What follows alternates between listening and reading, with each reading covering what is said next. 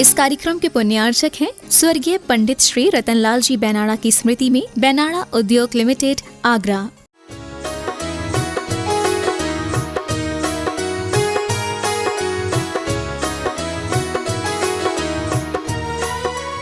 निर्धूम वर्तिर पवर्जित पड़ जाते हैं।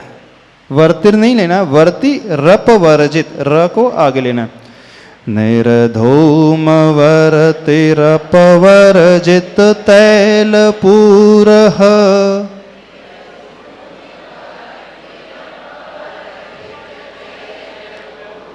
पूरह र के बाद विसर्ग है तो तैल पूरह ऐसा। कृत्स्नं जगत्रतमिदं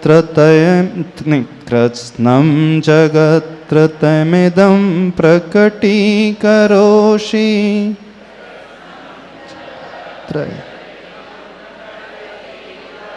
कृत्स्नं जगत्रयमिदं प्रकटीकरोषि।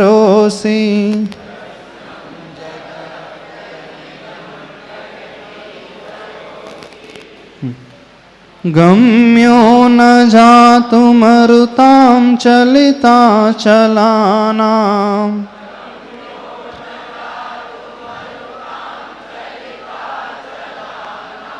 दीपोपरस्वमसि नाथ जगत्प्रकाशः।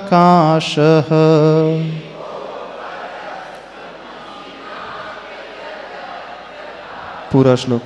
निर्धूम वर्तिरपवर्जित तैलपूरः, कृत्स्नं जगत्रयमिदं प्रकटीकरोषि।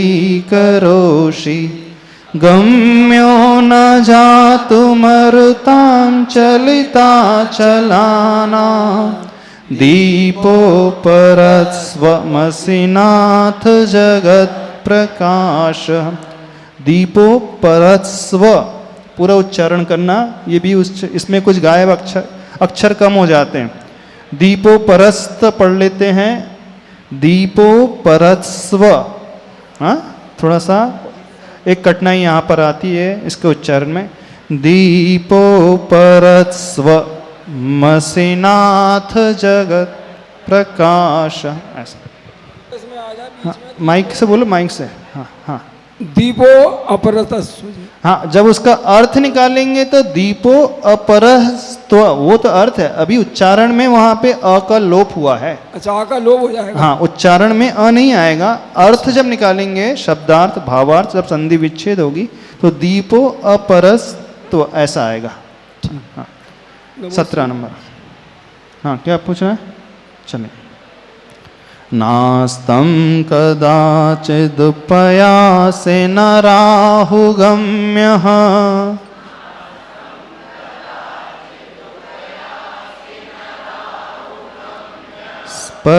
स्पष्टीकरोषि सहसा युगपज्जगन्ति।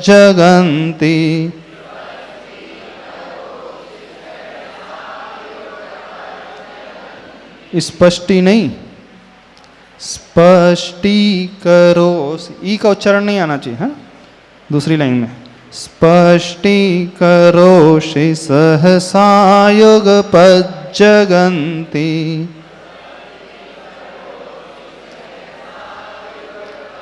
स्पष्टीकरोषि में षटकोण का श है और सहसा में दंती स है, तो उच्चारण में ध्यान रखना स और स के प्रोनाउंसिएशन कैसे बदलना है स्पीडली। स्पष्टीकरोषि सहसा, देखने में बहुत सरल लग रहा है, कुछ इजी है बहुत, पर उच्चारण में बहुत यहाँ पे ट्विस्ट हो जाएगा। स्पष्टीकरोषि, यहाँ पे मूर्धन्य श है, फिर उसके बाद तुरंत दंती स का उच्चारण। स्पष्टीकरोषि सहसा, ऐसा। समझ में आ रहा है क्या कह रहे हैं हम? नहीं समझ में आ रहा? कुछ लोगों को तो ये भी नहीं समझ में आ रहा है कि हम क्या बता रहे हैं। हाँ? देखो, स्पष्टीकरोषि, करोषि में अंतिम लेटर कौन सा है? श, वो षटकोण वाला श। और उसके बाद है सहसा, वहाँ पे भी स लेटर है पर वहाँ पे सड़क वाला सा है। तो उच्चारण जब करेंगे तो एकदम से हमें बदलना है। स्पष्टीकरोषि सहसा, ऐसा यानी वह सा अलग उच्चारण हो और करोशी का श का उच्चारण अलग हो, ये कहा जा रहा है। पर स्पीड में जब पढ़ते हैं तो सब गायब हो जाता है, अधिकांश लोग गलती कर जाते हैं ना। स्पष्टी करोषि सहसा युग पज्जगंती। थोड़ा सा जब सीख ही रहे हो तो अच्छे से सीख लो। हाँ, फॉर्मेलिटी करना है तो हम एक दिन में पूरा कर देंगे। हाँ, वैसे ही आप लोगों ने बहुत उच्चारण किया है, रोज पाठ करते हो कि नहीं पाठ? बहुत सारे लोग भक्तामर का रोज पाठ करते हैं, बहुत सारे लोग उसे सुनते हैं। जो नहीं करते हैं वो रोज यूट्यूब में अथवा मोबाइल में लगा कर ले सुनते रहते, ईयरफोन लगा करके सुनते रहते हैं। कितनी महिलाओं को याद कंठस्थ है? कितनी महिलाएं जो भक्तामर पढ़ते पढ़ते भोजन बनाती हैं? हाँ, बना सकते, कोई बाधा नहीं है। भक्तामर पढ़ते समय भोजन नहीं बनाना, भोजन बनाते समय भक्तामर पढ़ सकते हैं। हम क्या कह रहे हैं? भक्तामर पढ़ते समय भोजन नहीं बनाना है, लेकिन भोजन बनाते समय भक्तामर स्तोत्र पढ़ सकते हैं। अंतर समझ में आया? नहीं समझ में आया? जब आपका नियम है कि मेरा नियम है भक्तामर स्तोत्र का पाठ करना है, चलो रोटी भी बना लिया, भक्तामर स्तोत्र भी चल रहा है, तो वो नहीं माना जाएगा। हाँ, जब रोटी बना रहे हैं उस समय उस टाइम का यूटिलाइजेशन करने के लिए जो आपको कंठस्थ है वो आप रिवाइज कर सकते हैं। तो जब रोटी बना रहे हैं तो मुख्य कार्य रोटी बनाने का हो गया है, तो कई लोग उसमें गाने बोलते रहते हैं, गाने सुनते रहते हैं, मन भटकता रहता है। तो मन भटकाने के लिए इधर उधर के सॉन्ग्स का उपयोग ना करके भक्तामर स्तोत्र का उपयोग कर सकते हैं। तो इसमें आपको पाप का बंध नहीं होगा। हाँ, लेकिन भक्तामर पढ़ते समय यदि आप रोटी बना रहे तो फिर पाप का बंध हो जाए, फिर गलती हो जाएगी। अंतर समझ रहे हो क्या हुआ? हाँ, जब आपका नियम है रोज की भक्तामर स्तोत्र का पाठ करना है, तो बोले अपन रोटी भी बना लो पाठ भी कर लो, तो वो नहीं माना जाएगा। जब पाठ का है नियम है तो पहले बैठ करके अच्छे से पूरा स्तोत्र का पाठ करो। फिर एक्स्ट्रा टाइम में रोटी आदि बना रहे हो तो फिर पाठ एक्स्ट्रा कर सकते हो, उसमें तो बेनिफिट ही होगा। नहीं तो उसे उल्टा लगा लो तो सब गड़बड़ हो जाएगी। देखो, प्रवचन सुनते समय भोजन कर सकते हैं क्या? हाँ, चलो हम आपसे पूछ रहे हैं, महाराज जी के प्रवचन सुन, आपके यहाँ चैनल में प्रवचन आ रहे हैं और आप सुन रहे हो, नाश्ता भी कर रहे हो, तो वो ठीक है? नहीं ना? हाँ, लेकिन नाश्ता करते समय तो प्रवचन सुन सकते हैं।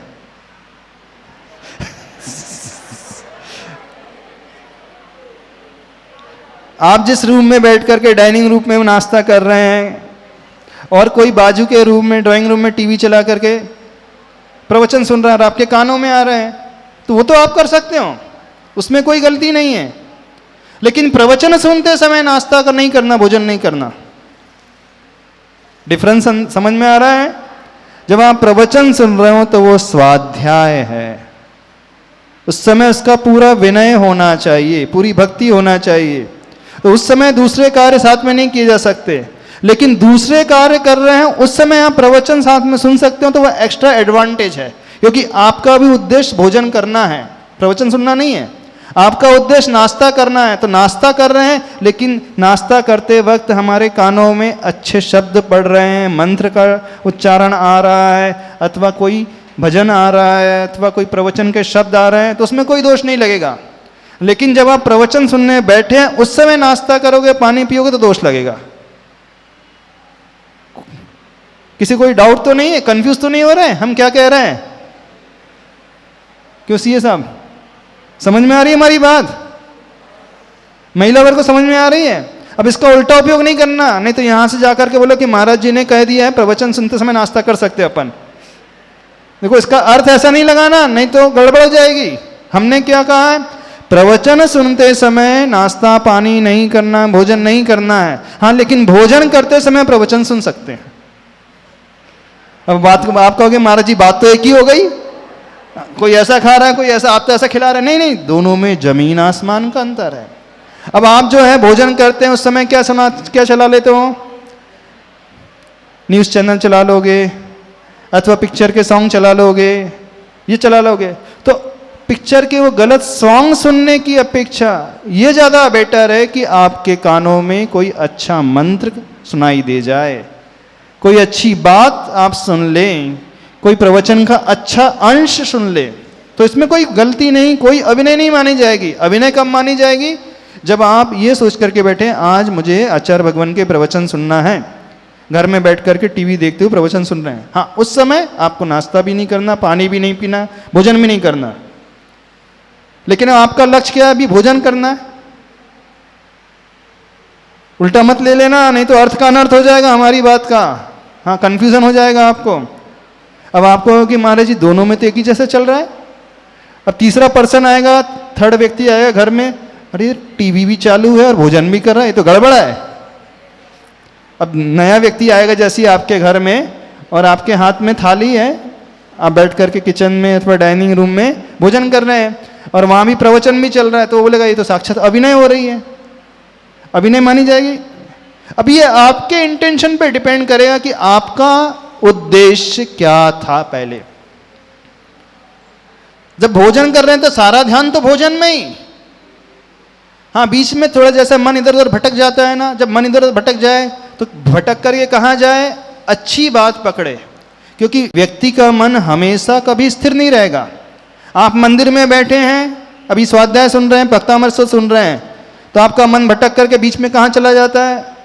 जो व्यक्ति जहाँ से आया होगा वहाँ चला जाएगा, मेरा बेटा कैसा होगा, 3 दिन हो गए पत्नी से तो बात ही नहीं हुई है, शिविरार्थी सोच रहे होंगे, हाँ 3 दिन हो गए घर वालों से बात ही नहीं होगी, जब मैं घर छोड़ करके आया था उसकी तबीयत ठीक नहीं थी, अब क्या हाल होगा, अथवा घर में सब व्यवस्थित है कि नहीं, पोता कैसा होगा, पोती कैसे होगी, बहू कैसे होगी, घर गृहस्थी दुकानदारी कैसे चल रही होगी। बीच बीच में ये बात याद आ जाती ना, आ जाती कि नहीं आ जाती?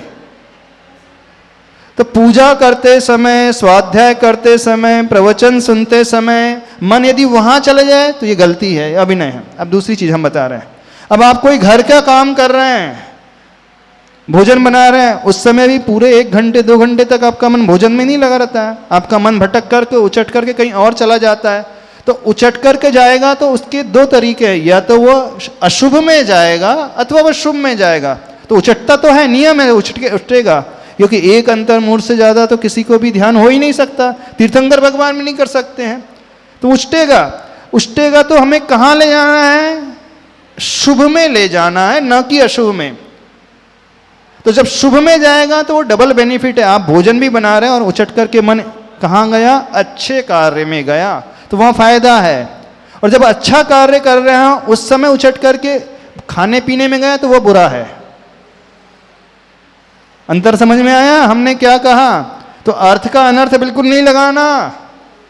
हम क्या कह रहे हैं? दोनों में जमीन आसमान का अंतर है।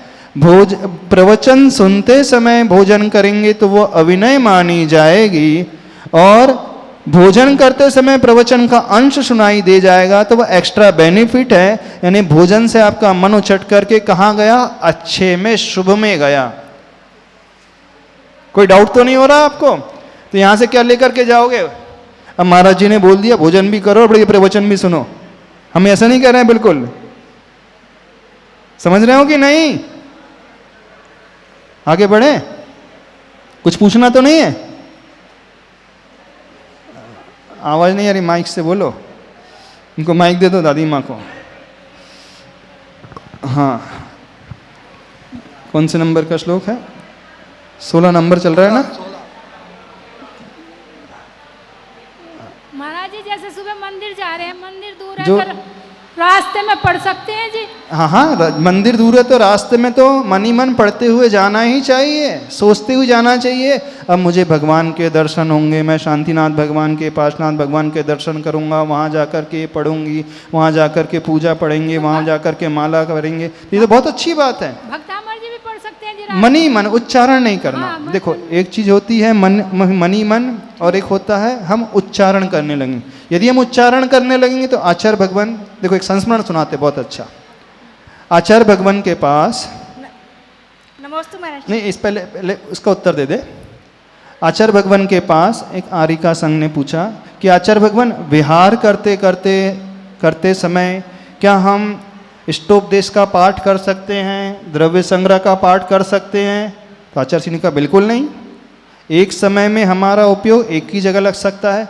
जब हम चल रहे हैं तो हमें एरिया समिति से यानी ज़मीन को देख कर के चलना है कि कोई जीव आदि तो नहीं है, चींटी आदि तो नहीं है। यदि हम उच्चारण करने बैठ गए तो हमारा मन तो डाइवर्ट हो जाएगा, उधर लग जाएगा, और चींटी होगी तो भी नहीं दिखेगी, तो वो वहाँ पे दोष लग जाएगा। हाँ, उच्चारण नहीं करना है, लेकिन मन ही मन। अब मन ही मन आप कहो कि मन में उच्चारण, तो मन ही मन उच्चारण भी नहीं करना है। तो मन ही मन कैसे करना है? तो आपकी जब श्वासोच्छ्वास में नमोकार मंत्र बैठ जाता है तो सबसे अच्छा तरीका है हम चलते रहें, और वह श्वास चलती है तो श्वास में नमो रियंताणम, नमो सिद्धाणम, नमो आयरियाणम अपने आप अंदर से चले। यानी जो व्यक्ति ऐसी प्रैक्टिस कर लेता है कि श्वास आ रही है, जा रही है, और हर आती जाती श्वास में नमोकार मंत्र बैठ जाता है, तो उच्चारण का निषेध है, लेकिन मन ही मन वो चल सकता है। हाँ, आप क्या पूछ रहे थे? नमस्ते महर्षि, मैं ये पूछ रही हूँ कि उस समय हम चप्पल पहने रहते हैं, हाँ। तो ध्यान करते हुए मंदिर अपवित्र पवित्रो वह सुस्थितो दुस्थित। क्या है श्लोक का अर्थ? अपवित्र स्थान हो अथवा पवित्र स्थान हो, अच्छा है स्थान हो अथवा बुरा स्थान हो, अच्छे से बैठे हो अथवा ना बैठे, ध्यायत पंच नमस्कार। पंच नमस्कार का ध्यान करना है, अंतरंग में चले, वो उच्चारण नहीं कहा वहां पर, मन ही मन पंच नमस्कार मन का ध्यान कर सकते। तो कोई भी स्थिति हो चलते समय। हाँ, अब आप कह रहे हैं चप्पल पहने, तो पढ़ लें। पढ़ना नहीं है, हम पढ़ने के लिए बिल्कुल नहीं कह रहे हैं। मन ही मन उसका ध्यान, उसका भाव भाषना आना चाहिए। अरिहंत भगवान, सिद्ध भगवान, आचार्य भगवान, उपाध्याय आचार्य भगवान की छवि याद आ जाए।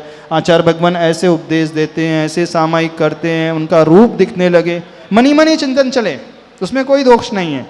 हाँ, उच्चारण करने बैठ जाओगे तो फिर अशुद्धि आदि क्षेत्र रहेगी, तो वहाँ पे थोड़ी सी कमी मानी जाएगी। हाँ, और क्या पूछना है? हाँ, खड़े होकर के पूछो। हाँ, एक कॉर्डलेस और दे दो उधर, एक और कॉर्डलेस नहीं है? हाँ, माइक ऑपरेटर, हाँ, एक कॉर्डलेस और दे दो। नमोस्तु महाराज जी।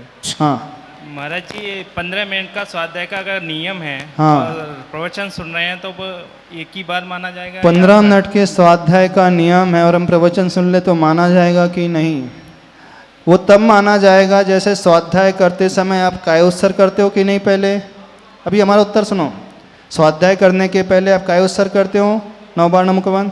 हाँ, तो आप प्रवचन सुनने बैठे हो तो कायोत्सर्ग करके बैठना कि मैं अब 15 मिनट तक लगातार एकाग्र होकर के प्रवचन सुनूंगा, और जब पूरा हो जाए नियम तो उसके बाद पुनः कायोत्सर्ग करके उठ जाना तो माना जाएगा।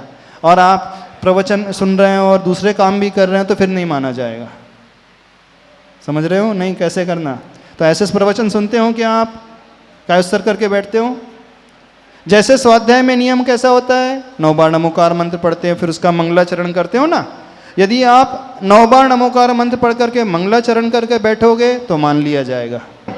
निर्धूम वरतिरपवर्जित तैलपूरः। ये तो हो गया था श्लोक ना?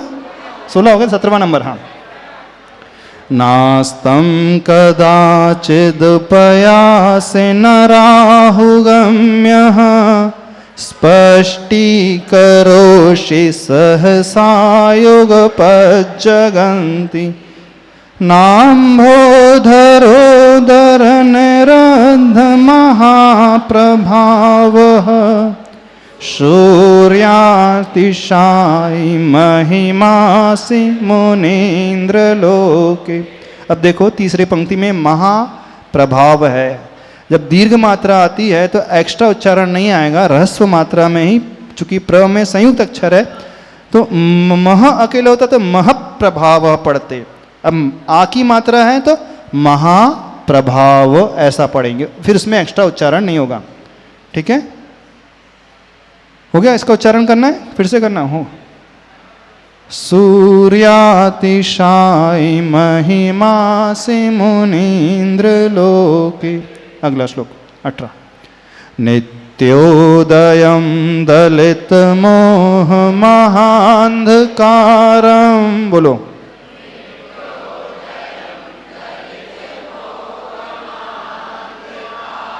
गम्यं न राहुवदनस्य न वारिदानाम्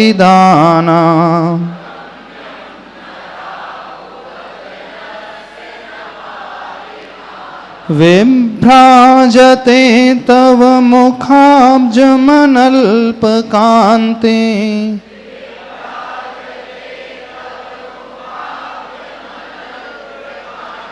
विद्योतय जगदपूर्वशशाङ्कबिम्बम्। अंतिम चरण में जो गलती हो जाती है वो बता रहे हैं। जगत पूर्व पढ़ लेते हैं, वहाँ पे द हलंत नहीं है, द पूरा है, तो उसको कैसा पढ़ेंगे? विद्योतय जगदपू, द का उच्चारण पूरा आना चाहिए। विद्योतय जगदपूर्व शशांक बिंबम, हलंत नहीं लाना, क्योंकि पहले वाले श्लोक में जगत जगत आया, वहाँ पे त हलंत था, लेकिन यहाँ पर जो है द पूरा आया तो उसका उच्चारण पूरा आना चाहिए। विद्योतय जगदपूर्व शशांक बिंबम।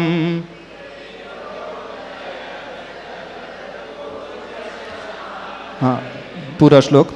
नित्योदयं दलितमोहमहान्धकारं गम्यं न राहुवदनस्य न वारिदानां विभ्राजते तव मुखाब्जमनल्पकान्ते विद्योतयं जगदपूर्वशशाङ्कबिम्बम्।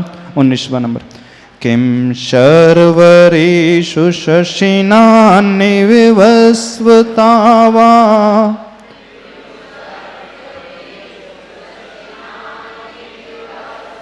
शशि क्या लिखा है? ना ह और न है उसमें, नान्नी।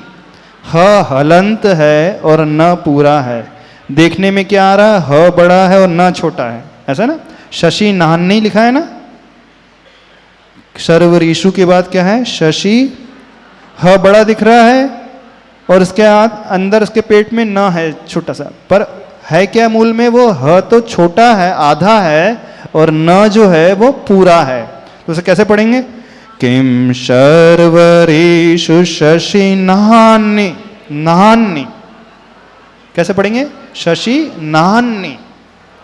नान्नी, ना हनी नहीं, हाँ पूरा नहीं पढ़ना। शशि नान्नी। किम शर्वरीषु शशि नान्नी विवस्वता वा। पढ़ो।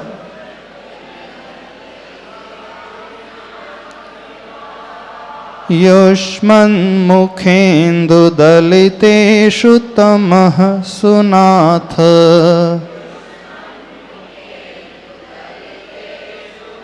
दलितेषु नहीं है, सड़क का स नहीं है, षटकोण का श है। दलितेषु, षटकोण के श का उच्चारण करो। दलितेषु, दलितेषु नहीं। अब आप बोलोगे तेसु तेषु में क्या अंतर है? तो बहुत अंतर है। हाँ, एक में दंती स, एक में मूर्धन्य श है। युष्मन में भी जो श है वो भी षटकोण का मूर्धन्य श है, यानी हमारी टंग जो है ट्विस्ट होगी अपर जौ में, अपर तालु में। युष्मन्मुखेन्दुदलितेषु तमः सुनाथ।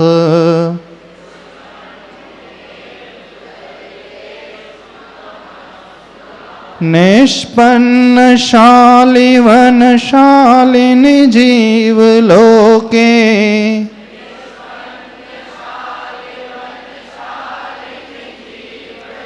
कार्यं कियज्जल धैस जल भारनम। धरे हैं एक्चुअली यार। कार्यं कियज्जल धरैर्जल भारनम रहे।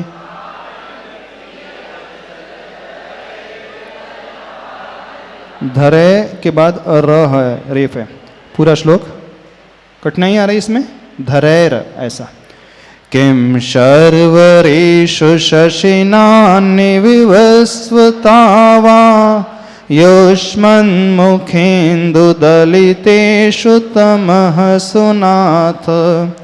निष्पन्नशालिवनशालिनि जीवलोके कार्यं कियं जलधरैर्जल भारनं रहे। अगला श्लोक 20 नंबर का। ज्ञानं यथा त्वयि विभाति कृतावकाशं, पढ़िए।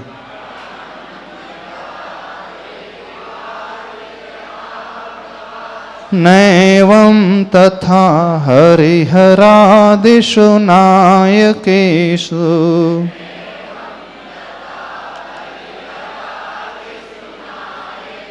दोनों में षटकोण का श है, शु शु में है। तेजस्फुरन्मणिषु याति यथा महत्त्वम्,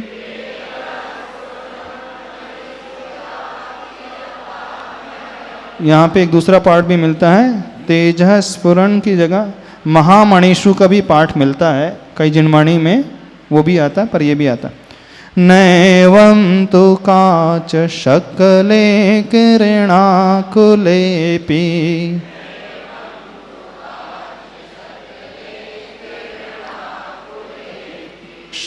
सकल नहीं है, वहाँ सकल नहीं है, अपनी शकले है। नैवं तु काच शकले किरणाकुलेपि,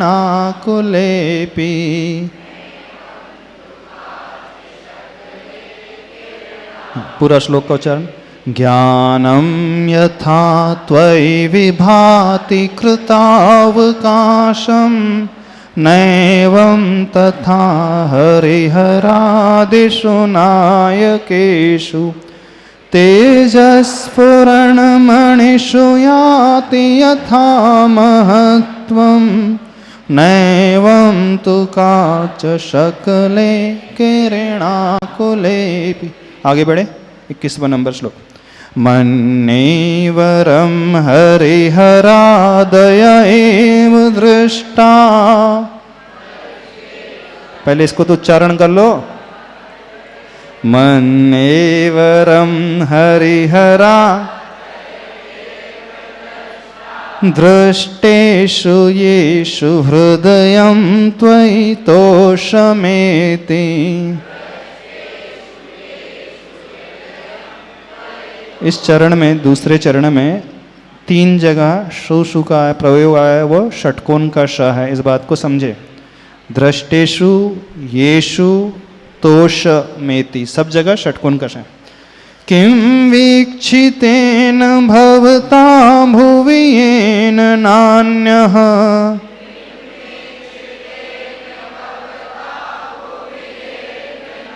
कश्चिन्मनो हरति नाथ भवान्तरेऽपि।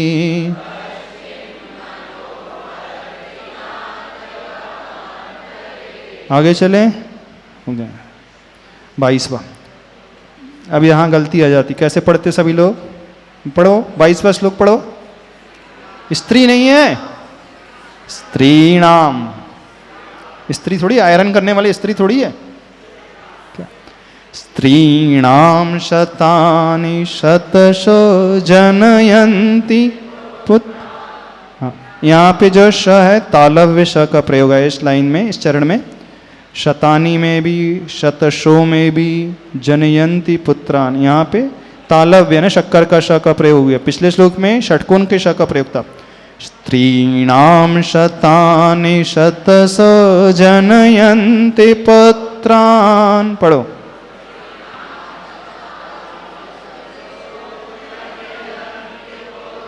नान्यासु त्वं त्वदुपमं जननी प्रसूता।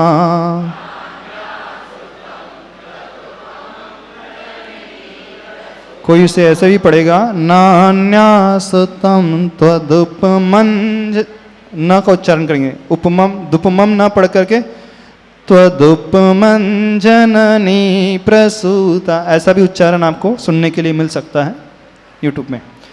सर्वादिशो दधति भानि सहस्ररश्मिम्।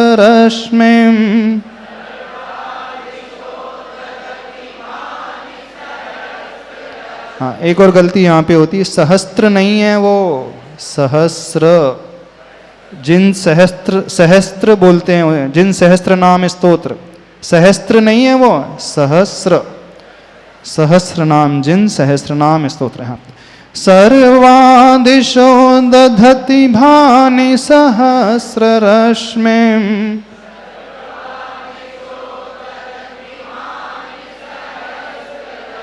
प्राच्येव दिग्जनयते स्फुरदंसुजालम्। अब अंतिम पंक्ति में जनयति के बाद स्फुर है तो वो आधा सा आया है, तो उसके बाद उच्चारण कैसा का? प्राचेव दिग्जनयति स्फुर, जनयति स्फुर ऐसा उच्चारण करेंगे। जनयति स्फुरदंसुजालम कैसा पढ़ेंगे? प्राचेव दिग्जनयति स्फुरदंसुजालम।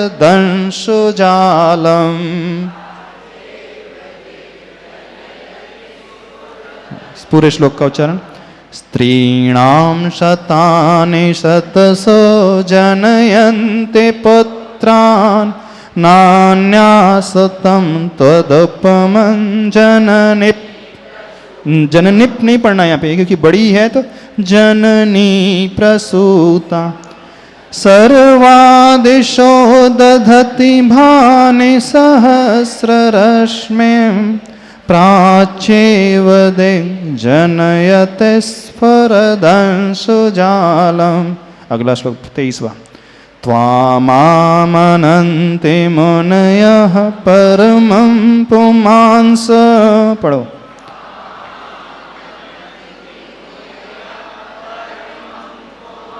मादित्यवर्णममलं तमसः पुरस्तात्।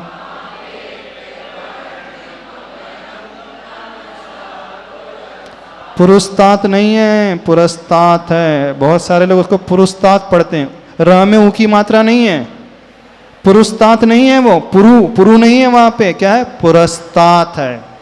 बहुत सारी गलती यहाँ पे है, बहुत सारे लोग यहाँ गलती करते हैं। पुरुस्तात बोलेंगे। आप देखो, याद करो, देखो, ध्यान दो क्या बोलते हैं आप अपने मुख से। पढ़ो। मादित्यवर्णममलं तमसः। पुरुस्तात बोलते हैं ना, पुरु नहीं है वहां पे, पुरस्तात है वो, उसे सुधार लेना। त्वामेव सम्यगुपलभ्य जयन्ति मृत्युम्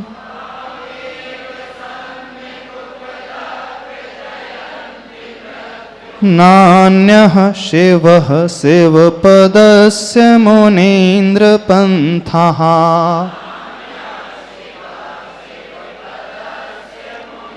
पुनः एक बार। त्वामामनन्ति मुनयः परमं पुमांस मादित्यवर्णममलं तमसः पुरस्तात्। त्वामेव सम्यगुपलभ्य जयन्ति मृत्युम् नान्यः शिवः शिवपदस्य मुनीन्द्रपन्था। बंटी, हाँ अगला श्लोक 24वां। त्वामव्ययं विभुमचिन्त्यमसंख्यमाद्यम्। कठिनाई लग रही है इस लाइन में? ब्रह्माणमीश्वरमनन्तमनङ्गकेतुम्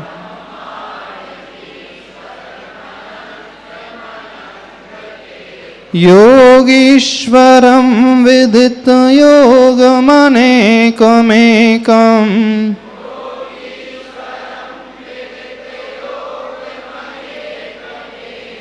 ज्ञानस्वरूपममलं प्रवदन्ति सन्तः।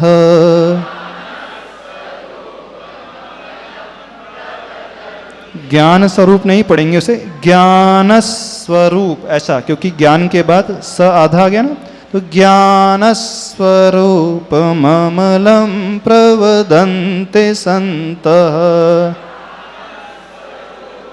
सुधारते जाना अपनी कॉपी में, अपनी पुस्तक में, इस पुस्तक को लेकर के जाना है। जो भी गलतियां आप उच्चारण में हमेशा करते हैं, इसे सुधार लो आज बैठ करके, क्योंकि ज़िंदगी भर वही गलती चलती आ रही है, बरसों से चलती जा रही है, आज तक नहीं सुधरी है। अब जो जवान में बैठ जाती है वही चलती है, वो भूलते भी नहीं हो। नोट करोगे तो फिर देख करके उच्चारण किया करना। देखो एक बहुत अच्छी बात बताते हैं, आचार्य श्री हमेशा बोलते हैं, यदि हमें याद भी हो जाए तो बीच बीच में जिनवाणी खोल करके पढ़ना चाहिए। भले ही कंठस्थ हो गया है, बोले क्यों? जिनवाणी खोलने से हमें पता चल जाता है हम कहाँ गलती कर रहे हैं। तो कंठस्थ होने के पश्चात भी जिनवाणी खोल करके बीच बीच में रुक रुक करके पढ़ा करो ताकि हमें ज्ञात हो जाए। ठीक है? हाँ, तो ये 24वां श्लोक हो गया उच्चारण। संत श्रोमणी आचार्य भगवान गुरुदेव श्री विद्यासागर जी महाराज के।